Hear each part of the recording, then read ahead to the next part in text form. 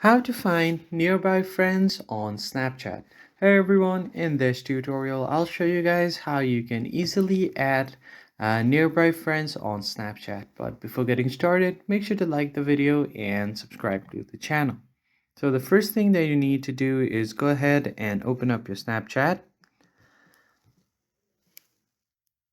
Now from here, what you have to do is go to your chat section and tap on your profile. So once you get to your profile section, all you have to do is scroll down until you find your Snap Map.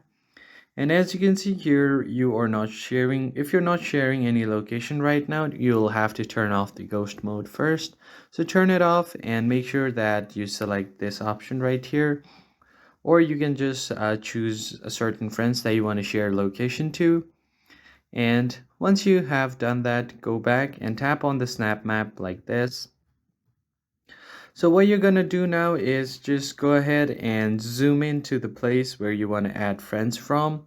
And here you will be able to see certain locations and some snap highlights. So go ahead and tap on this one right here. So once you tap on the location, you will be able to see the spotlights from that particular location like this.